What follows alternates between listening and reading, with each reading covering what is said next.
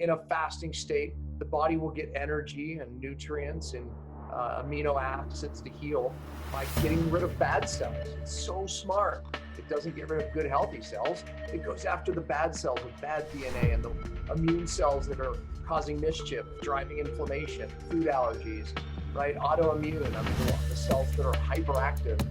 We call them senescent cells, cells that live too long.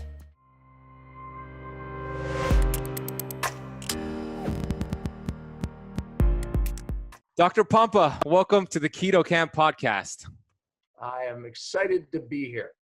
Yeah, actually, it's welcome back because you were episode number 1 of the Keto Kamp podcast. And can you believe we're already 99 episodes in and you were the first one, man. And I love what you're doing. And I was grateful what are that you doing? Do you do these things every day to be at 99 already? It seemed like it was just yesterday. I know. Yeah, 3 to 5 a week, consistent. Jeez, you're amazing. So on this call, on this podcast interview, we're going to talk all things fasting. We're going to look at fasting from different angles. We're going to talk all about your book, Beyond Fasting. So if you're interested in fasting, this is the podcast to watch or listen to. And if you want to learn more about Dr. Pompa's story, his pain to purpose story and all that, go listen to episode number 1 of the Keto Kamp podcast, where he talked all about that and about toxicity and the 4 supplements you got to take, stop taking and so much more. So let's get into fasting. There is something you talk about a lot, which is the 7 key benefits of fasting. And I'd love for you to just break down each one and give some benefits of each of those. Yeah. I mean, there's more than 7. It's like I trap it at 7 just because it gets boring otherwise, right? But these 7 I think are so exciting. When we look at the benefits, I think we can start with the big autophagy. I think your audience knows what autophagy is, but I have some new people. 2016 Nobel Prize was won by a Japanese gentleman who talked about this autophagy word, where in a fasting state, the body will get energy and nutrients and amino acids to heal by getting rid of bad cells. It's so smart. It doesn't get rid of good, healthy cells. It goes after the bad cells with bad DNA and the immune cells that are causing mischief, driving inflammation, food allergies, right? Autoimmune, the cells that are hyperactive, and we call them senescent cells, cells that live too long, right? By the way, if we want to look at like somebody aging amazing, they have less senescent cells living too long, causing bad stuff. Or someone who is not aging too gracefully, not aging too gracefully has a lot of senescent cells, but someone who has very little. So how do we deal with these cells? Autophagy. In a fasting state, the body gets rid of them. But then benefit number 2 is it doesn't just get rid of the bad cells. It stimulates a stem cell and creates a new cell that's not overreactive. It's not senescent. It's doing all the right things, right? So if you look at an immune cell, it's not over attacking your body, right? Or reacting to all the different foods you eat. So, and it's of course younger, stronger, better. So your immune system's stronger. So that's the second benefit. Third benefit is, I think, one of my favorites. I call it energy diversion. When you're eating food, it takes so much energy to process the food, and assimilate it, even at the cellular level. Well, when you're not eating, or you're eating much less, what does it do? It takes the extra energy. It doesn't just sit on it. It takes it and diverts it. And it starts healing things that you really, your innate intelligence in your body wanted to heal these things, but it's just trying to keep you surviving, right? So it doesn't have the energy. It's kind of like when you take work off, all of a sudden you're like, okay, after a few days you have extra energy and time. It's like, I'm gonna start cleaning house, right? You start improving things. So, it's day 3, day 4 of a fast, a extended fast. We notice that, that right knee is hurting. Wonder why that's hurting. And you realize, wait a minute, I injured that 20 years ago, and now my body's diverting the energy to heal it. No, and by the way, it's using those new stem cells to heal it, right? It has this upregulation of stem cells and energy going, what do I heal, right? Huge benefits to fasting. And a fourth would be hormone optimization. When we look at healthy people who live long healthy, they don't have high hormone levels like everyone's trying to do today with bioidentical hormones, this hormone. Their cells hear their hormones. They pay attention. Doesn't take high levels. So when we look at these old healthy people, they have very sensitive cells to the hormones. They don't have high hormone levels. So during a fasting state, we see this optimization of hormones by the cells becoming more sensitive. And of course, you get a growth hormone optimization too, which drives healing. So hormone optimization. A fifth benefit is you reset your genes that have been turned on for bad, right? So stressors of life, physical, chemical, or emotional, turn on genes. They trigger genes of susceptibility, diabetes, weight loss resistance, whatever it is. Now, I believe genetically we are programmed to fast. And one of the reasons, when we look at ancient cultures, they were forced to fast. Today we're not. But during fasting states, our body turns off these genes. So it's part of this natural process of turning on genes that get turned on so we live longer healthy. So turning off genes. Now, we also, this is number, I think I'm at 6, I don't know. Yeah, 6. Okay, we reset our microbiome. So many people have gut problems today. And again, something that happens in a fasted state is we reset that bacteria. And you've heard me say this all the time, right? You don't fix a bad gut by just taking bacteria, right? We need these times of fasting to really reset that microbiome, and it creates this diversity in the microbiome. You can only attribute that during a fast. So magic happens. And then lastly, when we look at the keto Kamp, right? Your people know how incredible ketones are for the brain, for the gut, for so many different things. I believe we need to go through times of keto, high ketones, to heal. However, when we look at the studies on the therapeutic amounts, well, we get those in a fasted state more than just being in ketosis, because we get really high levels of ketones. And that's really what has the effect of the strength or the number of ketones to fix the brain and some of these things. So high levels of ketones, those are the 7 big ones, man, that we know. At least we have a lot of science around. Yeah, my favorite is also the energy diversion. And energy diversion and resetting the gut microbiome kind of go hand in hand, because when you're not using all that energy to digest food, you're repairing the gut. Your gut's finally getting a rest for a long time. Yeah. Dr. Zach Bush had a study that showed from the University of Virginia. You might have read this, but it showed they took these college students and they gave them 800 calories of a standard American diet. So it was 2 slices of pizza. And they tracked how long it would take for that pizza to be digested out the colon, and it took 14 hours. So if somebody is eating pizza or a standard American diet, they're not at least fasting for 14 hours. It's creating that backlog and all that dysbiosis in the gut. So yeah, but by the way, that's why, I know some people say, 12 hours, eat every 12 hours. Yeah, I've never bought into that when we talk about intermittent fasting daily. I think it takes a little longer to get autophagy and to get some energy diversion where the food is finally through you, to his point, right? That study's showing about 14 hours. So anyways, that's my feeling on the 12-hour fast. A common question I get on intermittent fasting and autophagy is, when does autophagy start during a fast? Yeah, some can start around 12, 13 hours, but more around 15 hours. And that's for really metabolically healthy people that have the ability to shift over, and really make that change. But I would say safely, around the 15-hour mark is, for most people, going to be the better number. If you are, like you said, metabolically flexible, so you've gone keto adapted and then you fast, you'll get into around 15, 16 hours. But if you're not, if you're a sugar burner, it'll take you much longer, or it'll take you longer. Yeah, we know this, and I don't want to throw off your questions here, but we can look at when someone's getting max autophagy or getting autophagy by looking at blood ketones and glucose, and I'm sure we'll talk more about that. But we know this, that people that struggle to get fat adapted or aren't fat adapted, they never really hit those numbers, showing that they're not really getting into the autophagy. So to your point, we want to be fat adapted, and then we start really noticing autophagy much better. Yeah, and we'll talk about what to look for when it comes to the blood ketones and glucose. Well, how do you know if you should continue the fast or shorten the fasting window? So yeah, we'll get to that. What is your favorite intermittent fasting schedule for most people?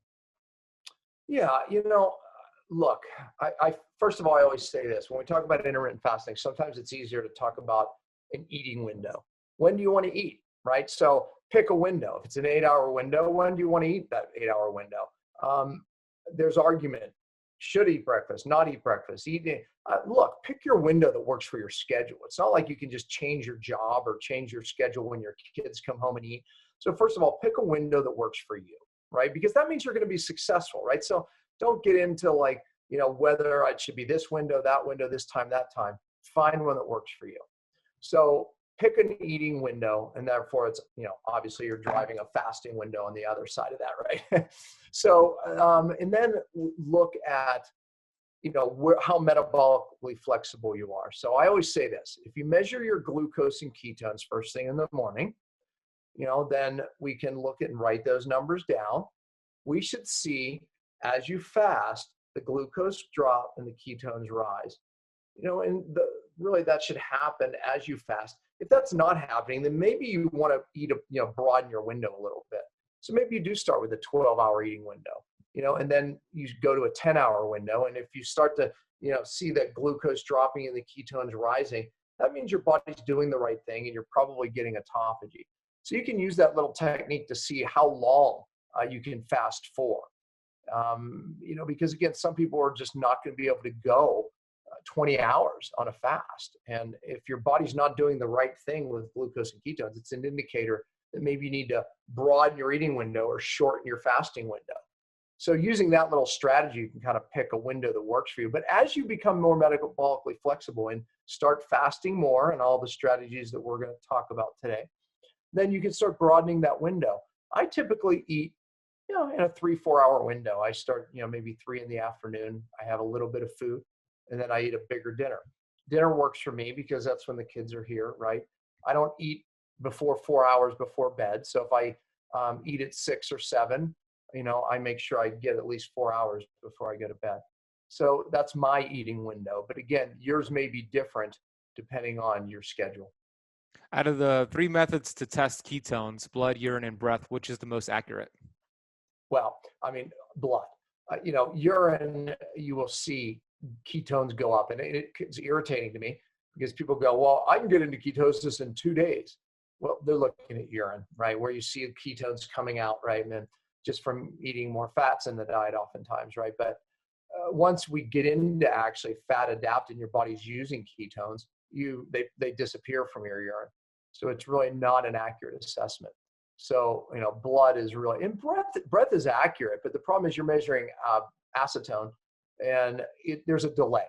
So it's just a little less useful, because it's so delayed, it seems, right? So, but it is still an indicator. My son, Daniel, who is younger, and his breath ketones will always be higher, meaning he's burning up ketones like crazy. And then that raises the acetone in the breath. So his was always higher. I'm not as active as him, sitting here at the desk doing interviews half the time, right? So my breath would always be lower. However, my blood ketones would be higher. He was burning up his blood ketones and his breath was higher. So just kind of giving you understand that this is delayed. As you burn ketones, this rises, but there's a delay. So did you smell? Understand? Yeah. So were you able to smell the acetone from his breath? No, because it really only happens oddly. They say it's that sweet smell, right? But it has to go super high, like in a diabetic ketotic state, that you really would notice that smell. So when it comes to the glucose, you said, is it safe to say that if glucose is being spiked, autophagy is going down? They have an inverted relationship, correct? That's correct. And I think, I get emails, you probably have too, right? Oh my gosh, I'm in my, 3rd day of my fast and my glucose is 40. Am I going to be okay? How do you feel? I feel fine. Well, what are your ketones? 7.2. Well, that's why your glucose is dropping. Yeah, they have an inverse relationship. As glucose drops, ketones rise, making up that energy difference. And that's what we want to see, right? We don't typically see high glucose and high ketones. That would be an odd situation for the body.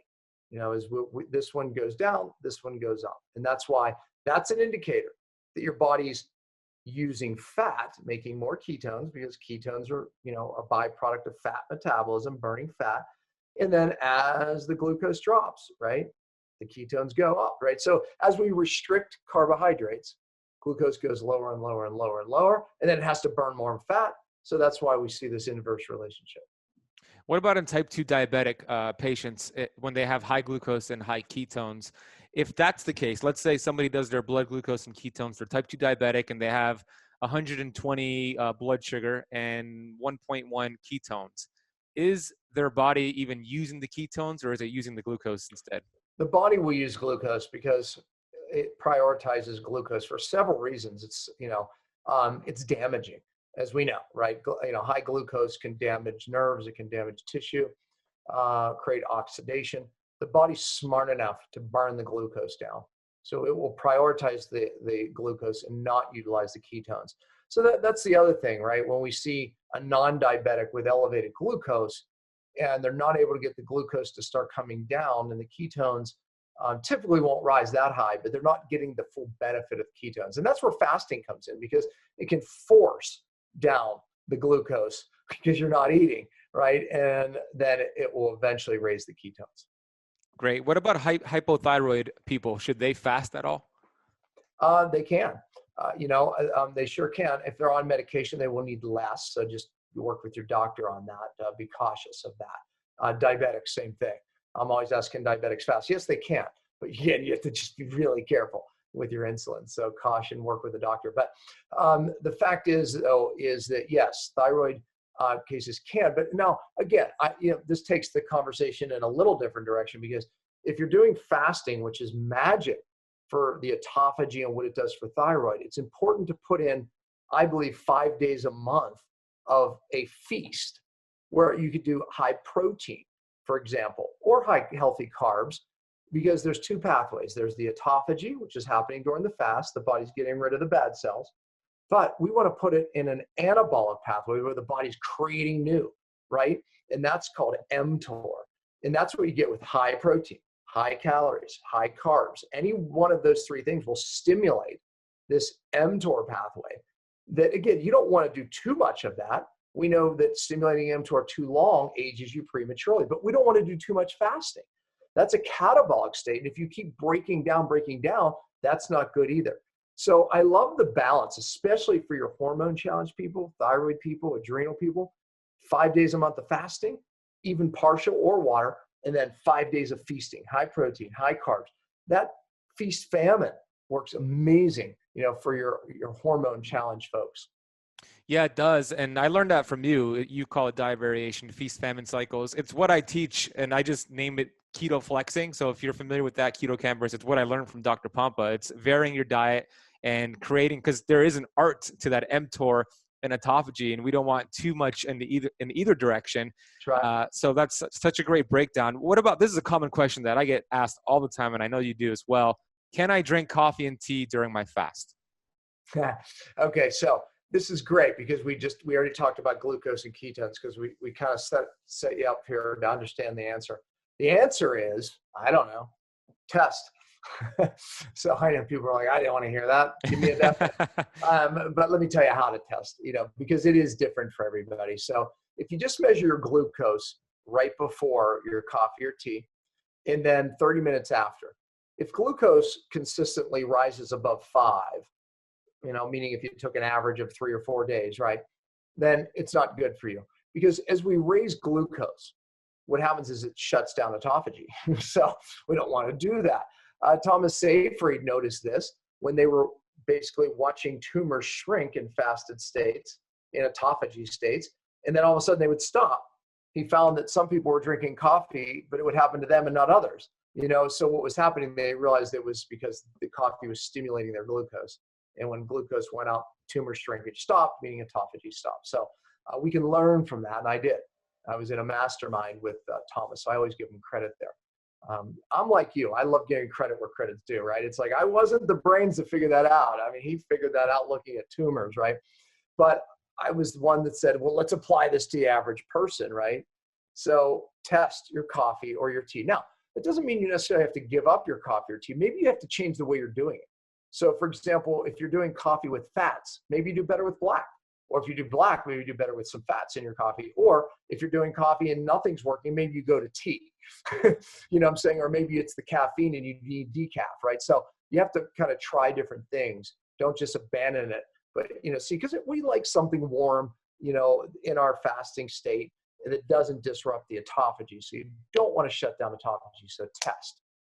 I also think if you change up your coffee brand, if you're drinking a toxic coffee brand and you use a better one, you could get better results with that as well. Absolutely. So try different things. So we talked about intermittent fasting. We talked about the 7 key benefits of fasting. There's so much more, like you mentioned, and none of them was even weight loss or fat loss. That's a side effect of getting healthy. Let's talk more about block fasting. What is block fasting? Who should do it? And then I have some more questions for you. Yeah, I mean, block fasting was something that, really is AKA for extended fast, right? But I say block because we take blocks of time throughout the year and we put ourselves in these fasted states. I fast 4 times a year. I do 2 partial fasts, which we can talk about, and I do 2 pure water fasts. You definitely, get the most autophagy in the water fasting. You do. And we can look at the numbers and just realize that. The body, first of all, what creates the autophagy, right? The body's need for nutrition and survival, right? And it will knock down these bad cells to get that. So obviously, when you're doing just pure water, there's greater need, right? So it just creates more autophagy.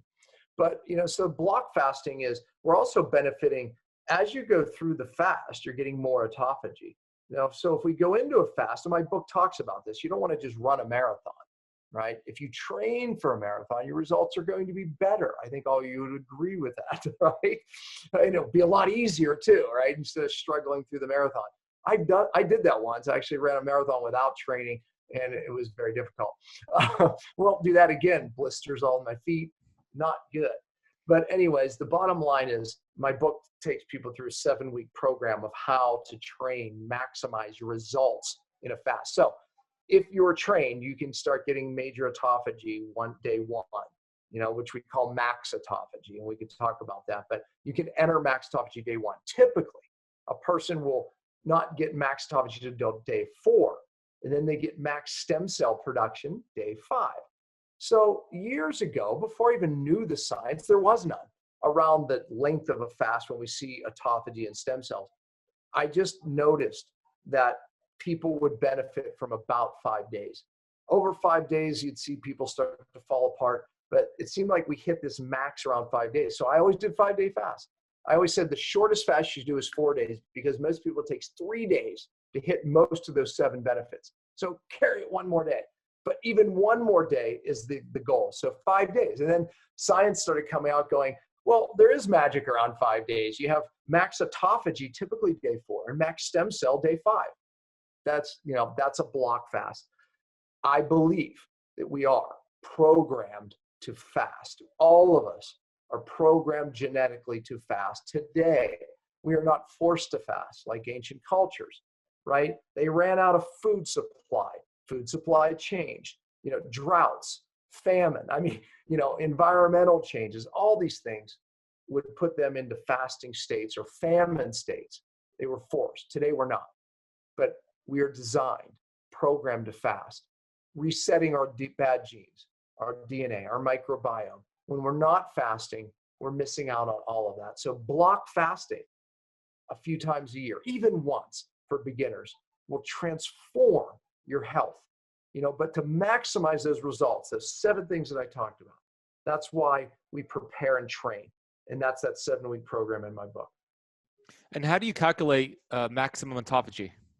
So let's talk. It's great. So we're kind of building on this concept of glucose. Do most of your people, they get a Keto Mojo, right? Yeah. This is a meter that measures glucose and ketones. If you don't have one, get one. Okay. So and you can provide a link for new people, right? Mm-hmm. To get one of these things that with 1 blood prick, we can test glucose, beep, write it down. We can test ketones, beep, write it down. First thing in the morning, best time to check, because things like exercise and eating throws off those numbers, right? So we want to see where you are. How do you know if you're in ketosis? Beep, above 0.5 on ketones in the morning. Okay, everyone's on the same playing field. So how do we know in max autophagy? So let's say you're fasting. And day 1, let's just play it out. So day 1, boop, we take our morning glucose, morning ketones. So, hey, I'm doing better. I'm 85 on my glucose, and I went in fat adapted. So already I'm at 1.1 on ketones. Okay, so if you're listening, write those numbers down. So let's just write them down. What did I say it was? I said, 85. You're going to do the math. You have a calculator? Yeah, I'm doing it here for you. So you take your glucose, 85, divide it by 18. Okay, so we have 85 divided by 18. What does that equal? 4.7. 4.7. Okay. Now, I said our ketones were 1.2. All right, so ketones are 1.2. My pen's going to run out. Okay, so now 4.7 to 1.2. Okay, that's obviously a ratio where your glucose is much higher than your ketones. The goal, when we know we're hitting max autophagy, is a 1-to-1 ratio. Okay, so now let's run it again. So now we're day 3 in the fast, right? Now you went in, you did the 7-week program, so you're doing the right thing. Okay, so now your glucose is down to 60. Okay, so divide it by 18. Let's get the European number. Go ahead and do it. 3.3. 3.3. Now your ketones, day 3, because you did everything right, are going to be 3.8. Okay, now you're actually a little more than the 1-to-1 ratio. So hypothetically, if my ketones were exactly 3.3, we'd be at 1-to-1. But they were better. They were 3.8. So we're beyond max autophagy, and that was day 3. Okay. By day 5, let's play it out. Let's say now your glucose is 47. Divide 47 by 18. 2.6. Okay, 2.6. And your ketones now are 7.2. So you can see now you're beyond max autophagy. You're crushing bad cells. So it's kind of fun when you can actually watch that evolve. Now, those of you who are going, wait a minute. You know, I've heard Papa, I've heard you, you know, your followers. I don't hit those numbers. No, you shouldn't expect to necessarily hit those numbers your first fast. That's why multiple fasts is how we get continued autophagy. Bad cells don't adapt. Fasting is a stress that forces cells to adapt. So the good cells get stronger and your bad cells die off and get weaker. So with each fast, you're getting stronger cells. With each fast, you're getting rid of the bad cells. With each fast, you're basically creating a body that's more and more metabolically flexible. So you get younger with each fast. It could be 1 a year, it could be 4 a year, 3 a year, but each fast you get stronger and stronger. And I'm going to say this, each fast is a little different. You might have gotten this symptom on that fast, this symptom on that fast. Your numbers change, but each fast you're relying on that innate intelligence to drive and heal your body. And there's no older therapy known to man than fasting. Every religion disagrees on everything, even prayer, except fasting. So it's remarkable what happens in a fasted state. But this has to be part, just like ancient cultures, this has to become part of who you are. It has to become part of what you do. And it's transformed my cellular health, meaning because when I was sick in 1999, 2000, 2001, I was very sick. My cellular age was much older than my actual age. Now, we have ways of measuring this, telomere testing, DNA methylation. All I can tell you now is my cellular age is far younger than my actual age at 54. So that wasn't accident. It would have gotten worse if I continued, right? But it's getting better through autophagy. Now, I've done some stem cells as well. I'll be completely honest, but the bottom line, and I've done a lot of different things, but fasting is the free way of getting there. It's my favorite tool in the shed, and it's a tool, just the same way a chainsaw's a tool, and a chainsaw could hurt you if you don't know what you're doing. You got to know what you're doing. That's why you said it's a marathon you train for. It's a muscle you develop. So maximum autophagy, that 1-to-1 ratio, that's where Dr. Thomas Seyfried saw the tumor shrink, correct? Mm-hmm. That's right. Yeah. So he calls it the target ratio, and that's exactly right. Is when he would hit that 1-to-1 ratio, they would see tumor shrinking. Meaning there's a max autophagy. For you to shrink a tumor, your body's going after the bad cells, and it's going right there, right? So we know that happens. You get above that, glucose starts rising or not coming down, you're going to stop that autophagy. And what does that do for somebody who has autoimmune, like Raynaud's, like myself? What would that do during a block fast if you get maximum autophagy? Yeah, so again, when you have autoimmune, you have too many immune cells overreacting, attacking your good tissue, right? So what happens is when you're hitting this max autophagy, your body is crushing those senescent, again, immune cells that live too long, that attack your body eventually, they cause mischief. So you're just getting rid of those bad cells at a very rapid rate, and thereby getting rid of the hyperimmunity, replacing it with young, new immune cells that are young, not overactive.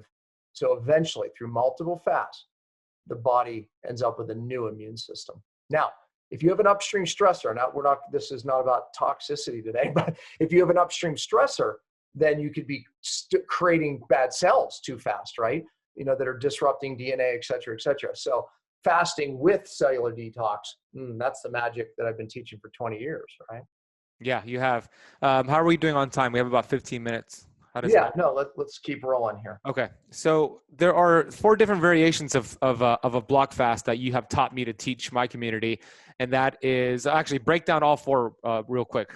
What are variations of a block fast that the audience can do? Yeah. So you can do a partial fast, which I talked about, right? So, what is a partial fast? I learned this from a French guy, Albert Mézières. I probably mispronounced it. I'm not great with anything, but I'm not great with English, let alone French. Anyway, I was dyslexic I said as a child, but you're always dyslexic. So it's part of my brilliance, the way my weird brain works, but forget about pronouncing things or spelling things.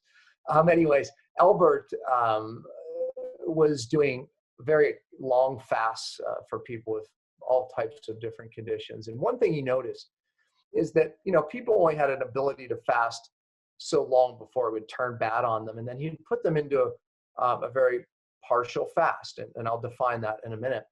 But then he noticed that not only did they start to feel better, but all of a sudden they would start getting all of the signs of healing again.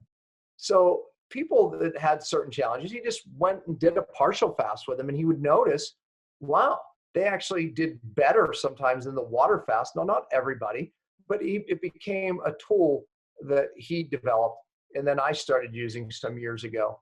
And all it means is instead of just going with no food, we bring the calories under 1,000, depending on body size. So if you're smaller, maybe 500 calories. If you're bigger, maybe 800 to 1,000.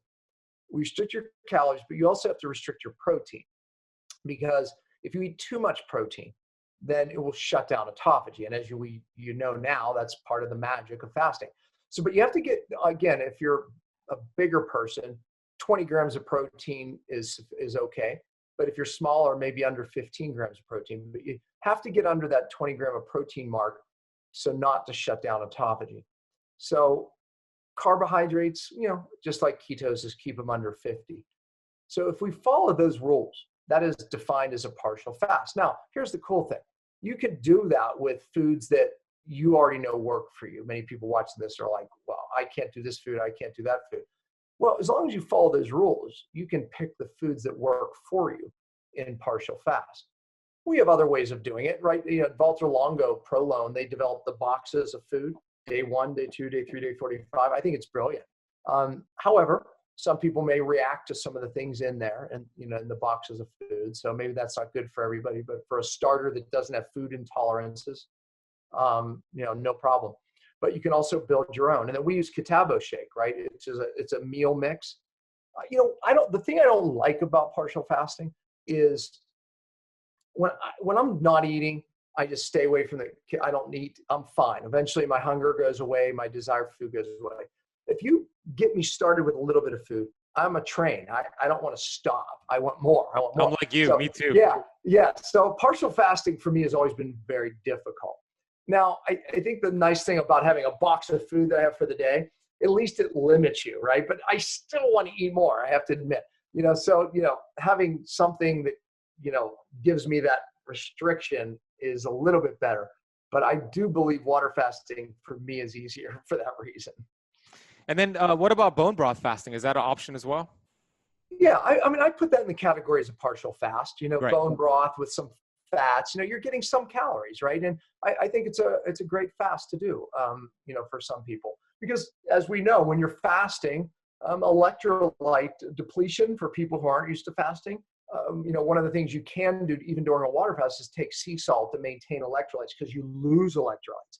I don't need to do that now, but it's okay to do that. But bone broth kind of gives you some of those electrolytes, put some sea salt in it. It's a nice fast. So I've seen people who do fasting, a block fast, sometimes struggle because they have so many toxins in their body. And we know that the body is so smart that when toxins enter our body from breathing, eating, or touching our skin, the body will not let those toxins enter our vital organs. So it actually activates that PPARY pathway and puts it into our fat cells, enlarges our fat cells. And then when we fast, we start burning fat, and those toxins are now dumped into the bloodstream. And you're not getting all these benefits that we're talking about. At least you don't feel like you're getting it. You feel like crap. So what are some ways to deal with that toxic load that's happening during a fast? Right. I mean, there's two reasons for why people don't feel well during a fast. Number one, they don't transition to fat, right, as energy. So they're just like left depleted. But the second reason is toxin release, to your point. But toxins also are typically the reason why you can't use your fats. So Right. toxins, really. What we had learned over the years is if we give you something to just absorb some of these toxins that are being released, we can have a much more successful fast and much more comfortable fast and, have more autophagy. I call it the fasting trio.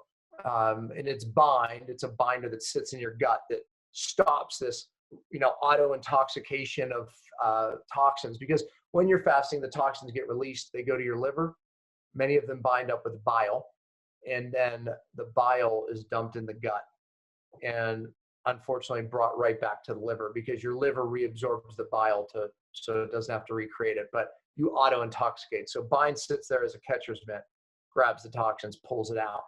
So that helps you. However, many of the toxins are systemic. Cytodetox, taking some cytodetox helps systemically lower that toxin redistribution. And then the other one, something that rises up in toxic people, is hydroxy-free radicals. And fast tonic is molecular hydrogen that actually helps you stimulate autophagy. By the way, studies show that helps autophagy, and it knocks down these hydroxy-free radicals and just makes you feel better. Put those three together, we've learned that we can make an unpleasant fast more pleasant and more successful. Yeah, it's a game changer. So all these supplements that Dr. Pompa's talking about, you could find them over at ketokampsupplements.com, and we'll also put an individual link for each one in the notes. So we talked about intermittent fasting. We talked about block fasting, AKA extended fasting, different ways to do it. Now there is the most probably extreme version of fasting, and you do this often, or you've done it in the past, which is dry fasting. What are the two types of dry fasting, and how would that benefit somebody? Okay, so I have to give my son credit. He is much more efficient at dry fasting. Well, I should say efficient. He's pushed the envelope. He's done Daniel? 2 dry fasts of 4 days. Yeah, Daniel. He's done 2 4-day dry fasts. Okay, so just to put this in context, folks, we're talking about not eating food or water or drinking water. Why would we do such a thing? And I know wait a minute, you can't go over 3 days without water. Well, that's not true. Because of autophagy, it's not true. So meaning that your body needs water, right? So what it does is it just starts crushing cells, because cells hold water, particularly fat cells. So very toxic people don't do well with dry fasting. Let's just say that, because you do crush fat cells, which hold toxins. But so your body wants to get water. So by upregulating autophagy, it gets water to survive. There's about a 3-to-1 autophagy versus regular fasting and a dry fast, meaning you have 3 times more autophagy during a dry fast than you do even a regular water fast, right? So maybe 6, 7, 8, 10 times of that of a partial fast. So, and again, the reason is because your body needs the water. So it's just crushing bad cells to get more water. And of course, it's getting nutrients as well.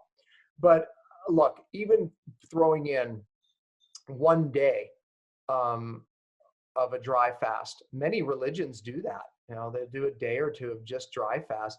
It's remarkable. So let's say, all right, look, I don't really have the ability time-wise to do a 5-day fast. Well, what if you do a 2-day dry fast? Well, that would be equivalent to 6, So, there's purpose. I always do 1 or 2 days of dry fasting within my 5-day water fast, just and watch what happens. I mean, my ketones fly off the chart. right? Glucose plummets. I mean, so yeah, you have to be a little careful with it. Don't jump out and do that right away. Obviously we always recommend supervision for fasting, but it is a way to biohack, the autophagy process in the body. It's fun.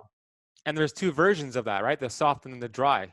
Yeah. The soft and the hard, excuse me. So what are those two types of Yeah, so my son did a hard dry fast, the first one he did. And that means no shower, no toothbrush. Why no shower? Because the body's so smart. It will take the water that you're showering and absorb it through the skin. And then it slows down autophagy, right?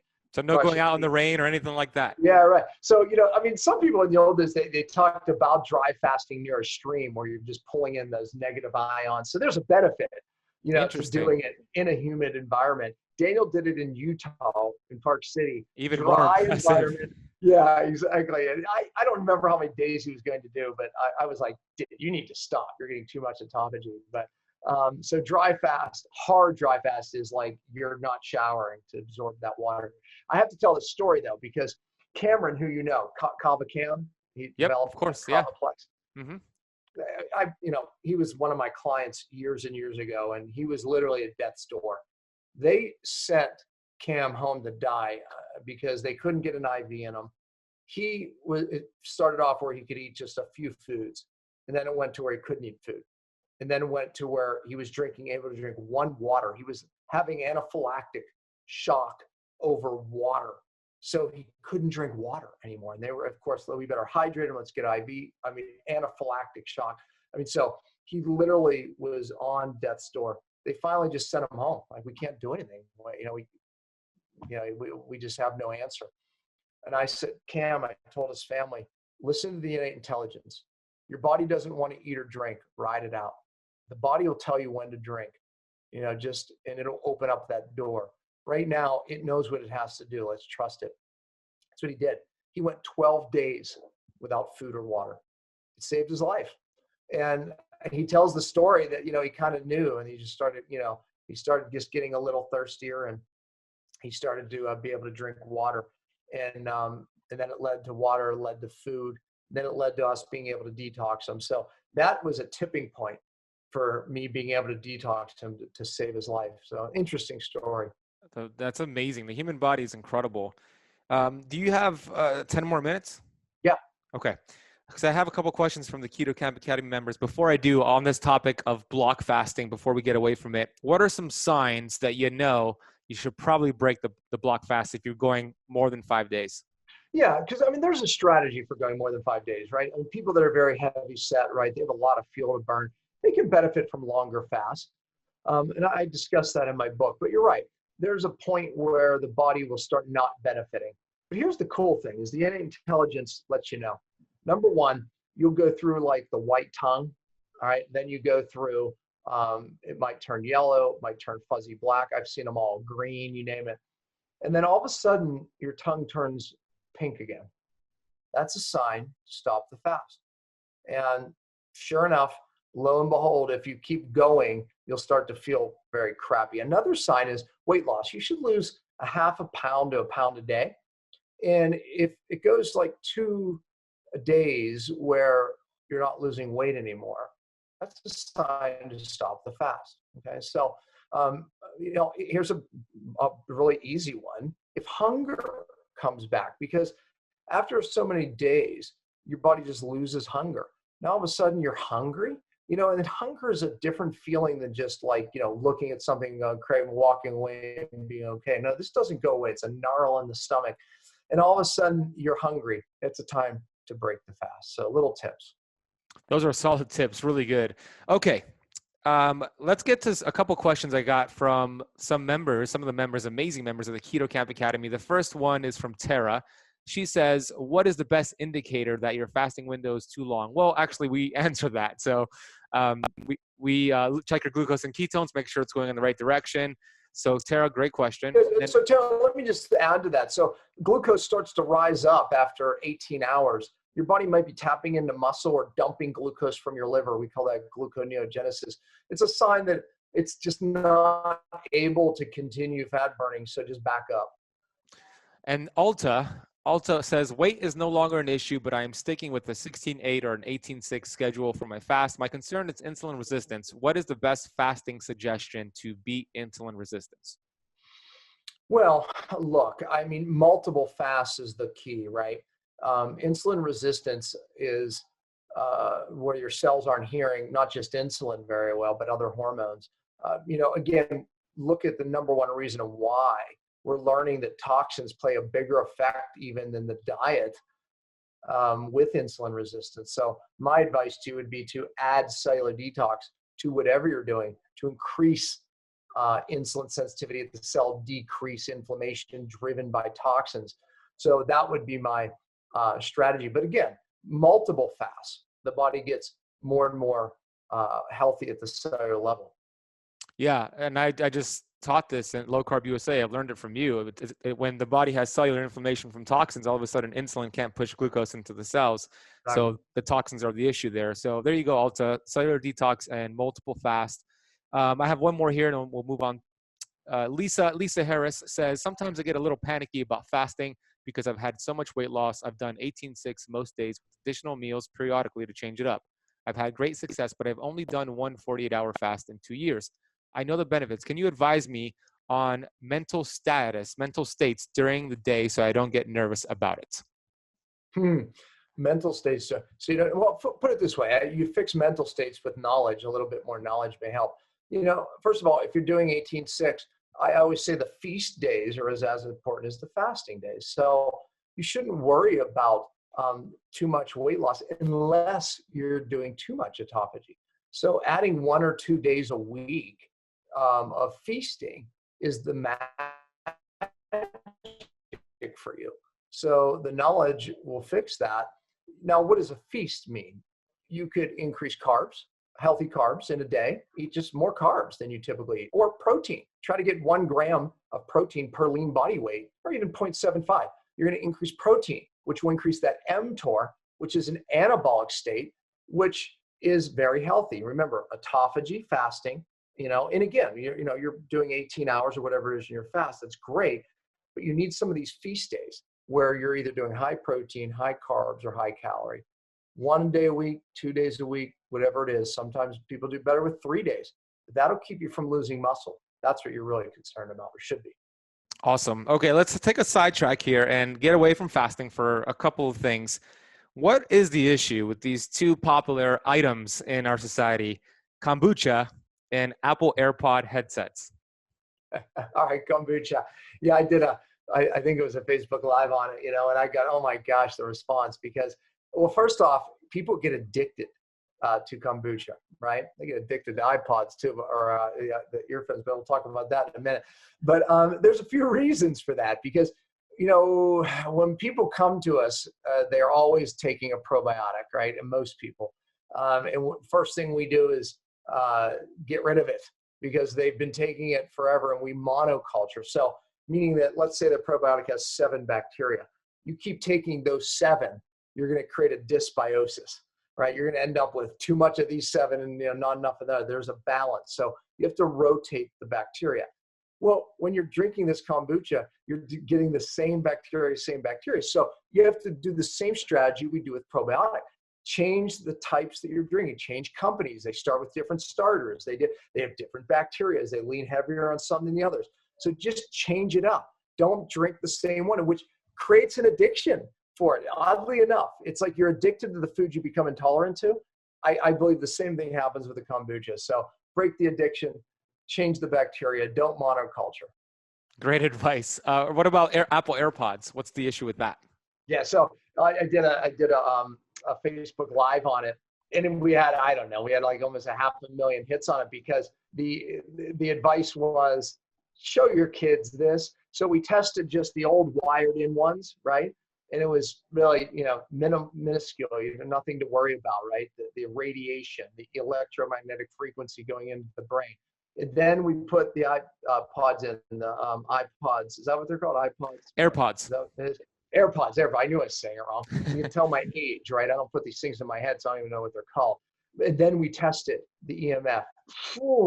At 0.5, the way we measure it with the device, we see cellular damage and DNA disruption. It was 1,000 times that. And it's going right into your brain. So when I see these people walking around with these, it's everything for me not to go up to them and be like, stop putting that radiation right in. Distance is everything. If your cell phone is here, we know this causes problems, right? Tumors, every cell disruption. But here gives you a level of protection.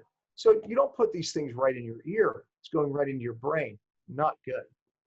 When I first saw that, I have a pair of AirPods and I used to wear them to work out. And then I saw your video and I haven't worn it since. And I also see people all the time, kids all the time, UPS drivers all day long with these AirPods, pregnant women with these AirPods. And I want to do the same thing. Just kind of rattle them like, wake up. Don't put these in your ears. It's not this like overprotective paranoia. I mean, we can measure this. Right. Scientists know at what level EMF affects the cells, right? So, I mean, it's not smart. It really isn't. Okay, so I have my rapid fire questions for you, and then we are going to wrap up this interview. Are you ready to do the rapid fire questions? I hope. Yeah, you didn't do it last time. It's new to the show. All right, let's do it. What is your favorite keto food? Avocado. What is your favorite non-keto I guess food? my brain went. I'm like, yeah, but I like ghee. All right. Whatever first came to mind. I know. What is your favorite non-keto food? Oh my gosh, I love squash. I don't know, I love those types of things. Acorn squashes and. That could be keto as well. What's the first thing? That's true. Hold on. Maybe a sweet potato. Is that more non-keto? I love sweet potato. Yeah. Okay. Is that better? Yeah. That's better. I mean, I could jump out and say pasta. I mean, Yeah. Anything goes. I'm Italian. I mean, every once in a while I have a really good, artesian grain pasta. Okay, let's go with that. I mean, I'm thinking, what would I rather have? I love sweet potato, but that's what we're going to go with. What is the first thing you think of in the morning? First thing I think of in the morning, like pleasure-wise, I would say that warm cup of coffee that thank God I test good for, right? And that's the only one I have through the day. I just have my one cup of coffee in the morning. That's what I look forward to. Black? No, I do a little grass-fed cream. I don't put all the fats in it. I just get less glucose rise if I don't put all the fats. What's the best piece of advice you've ever heard? Here it is. You want to function with your true identity. And I train on that, because when you're not functioning with your true identity, you're not going to be productive. You're not authentic. You're not going to change lives, make a difference. And why do we not function in our true identity? It's because of wounds in our life. We all do this to some degree. And once we're functioning outside that true identity, the way God created us, we lose our greatest leverage in life, our greatest gift, our greatest, of who we are. And that's so important. So we develop patterns to compensate for wounds in our life. And then we find ourselves outside of our true identity. And I think all of us, including myself, we always have to look at those areas of our life. And the closer, and I hope the older we get, the more closer we get to that true identity, and the more effective we get in every aspect of our life. That was the best advice I ever read in a book, one time. Yeah, and you spoke on that during our mastermind in Park City, Utah last year. When I am not operating in my true identity, I'm complaining and I'm procrastinating. So those are two signs to know if you're not operating in your. That's it. Exactly. You start complaining, right? Yeah. It's like, and it might be an area in your job where you're just not functioning in that, it's not who you really are. If you start complaining about it, check yourself. What is the worst piece of advice you've ever heard? That one takes a little bit of thought. Here we go. This is a fun one. You ready? Yeah. Eat 5 to 6 meals a day. Because you know what? I bought into that at one point. And then I went to Africa and I saw the exact opposite and questioned it in my mind. But if you want to die sooner, eat 5, 6 meals a day. There you go. What was your favorite TV show growing up? Oh, let's see. I love The Honeymooners. Your people probably don't know who that is, but it was hilarious. as a little kid, I loved the Flintstones. I'd come home from school and like watch an episode of the Flintstones when I had my snack, trying to eat 5 meals a day. Right. If you had one superpower, which you talk about, I think I know your answer, but if you had one superpower, what would it be? Oh, look, I think the ability to communicate the things I truly believe in with passion and inspire, and that gives me the ability to teach things and make something very complicated very simple in a passionate way, right? I think that's my superpower. Yeah, I would agree. I have 3 more here. What is the strangest thing you've ever eaten? Maybe when I was in Africa, um, I ate caterpillars. Dead caterpillars or alive? Oh yeah, dead. Yeah, Okay. yeah, they were dead. It's a delicacy there. Hmm. They were dried. I wonder if I had anything even more strange than that. I might spurt out another one in a second. Go ahead. Who do you admire the most? Oh boy, living or dead. I sure did admire my father, for so many things, and I didn't realize probably until, later even, how much I really admired him. He was just a man of such integrity. And, something that's funny, we were just talking about this yesterday, my wife and I, that I'm so similar to him on is when he's done, he's done. And I told a story, at his funeral, and it was about, he was bowling and he was getting worse and worse scores and everything he tried. But my father wasn't a complainer. He didn't like cry about it, make excuses. It was one of the things I loved about my dad. He was very silent about his struggle, but he wouldn't just try. He was trying different things. And then one day they're driving home, and after bowling, they would always go eat somewhere at a restaurant. My mother was going, "You're going the wrong way." She always knew which way to go. He goes, "I know where I'm going. You're going the wrong way." And he pulls on top of a bridge called the Highland Park Bridge in Pittsburgh. And he literally stops at the peak of the bridge. She's like, "What are you doing? What are you doing?" He goes around the back of the car, opens the trunk, and gets his bowling ball out. And he just drops it over the edge. Splash. And he gets back in the car and says, "I'm done bowling." He never bowled again. Never bowled again. That was my father. Anyways, I have a lot of, just an admiration, especially as I grow old, of, my father and his wisdom. I tell my kids all the time, my dad told me, here's one of the things my dad told me, and this is advice for you because you're young in this industry, right? And I apply this, and everyone listening can apply this too. I get choked up thinking about it because his wisdom was so great. But so his whole thing is he loved baseball. And he said, when you look at the greats, they never followed the ball. They just knew where the ball was going to be, and there's so much truth to that, right? And so I watched this documentary on the great ones or something, the greatest athletes. They were interviewing Wayne Gretzky, and Wayne Gretzky said the exact same thing.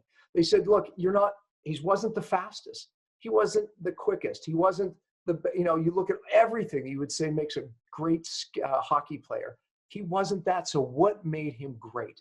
And it was his ability to know not where the puck was, but he somehow always ended up to where the puck was going to be.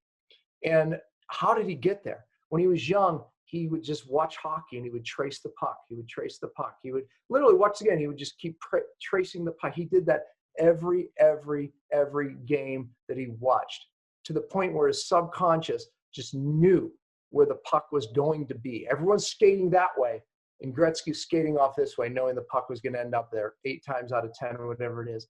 In life, it's the same way. Know where the puck is going to be. And especially in medicine, healthcare, whatever it is, if you're skating towards the ball or the puck where everyone's going, you're probably going to miss it. Just know where it's going to be. And I pray about that. It's like, I don't want to do what everyone else is doing. I want to know where it's going. That's amazing advice. My last question for you is, we see the world that's so sick out there and the stats are disgusting. If you had the power to change the world with 3 things, right? They appointed you the leader of the world, and you had this power, and you had 3 changes to make to change the world in the direction that it's been going into. What are those 3 things that you would implement into the world? Wow. one of the biggest dangers is people not seeing themselves for where they really are, at death's door, or what I like to call is the death zone. So if I had a magical way to just wake everybody up to where they are, you realize that would change the world.